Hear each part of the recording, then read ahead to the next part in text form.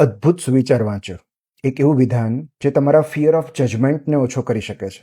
લોકો શું વિચારશે, શું અભિપ્રાય આપશે, ટીકા કરશે, આવા અનેક ડરનો જવાબ આપતું એક સાદું અને ટૂંકું વિધાન એક ફ્રેન્ચ ફિલ્મમેકરનું છે.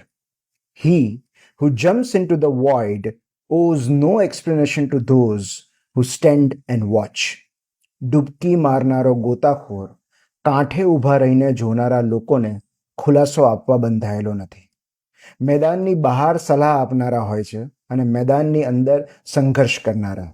અને સંઘર્ષ કરનારા લોકો સલાહ આપનારા લોકોને જવાબ નથી આપતા. જેઓ કોઈ સાહસ, પ્રવૃત્તિ કે કામમાં ઝંપલાવે છે તેઓ બહાર ઊભા રહીને સલાહ કે ટીકા આપનારા લોકોને આન્સરેબલ નથી. જેઓ સાહસ કરે છે, પોતાને ગમતું કામ કે પેશન ફોલો કરે છે, જેઓ વણખેડાયેલા માર્ગ પર પ્રવાસ કરે છે, તેમણે એવા લોકો પાસેથી સમર્થન ન મેળવવાનું હોય જેમણે ક્યારેય કમ્ફર્ટ ઝોન છોડ્યો જ નથી.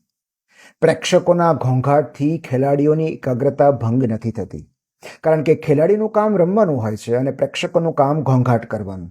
જેઓ રમે છે તેઓ ઘોંઘાટ કરનારાને જવાબ નથી આપતા. એ સપનું હોય કે કલા, પેશન હોય કે કરિયર, બિઝનેસ હોય કે સાહસ, જે ક્ષણે તમે એની અંદર ઝંપલાવો છો, તમે કાંઠે ઊભેલી ભીડથી અલગ થઈ જાઓ છો.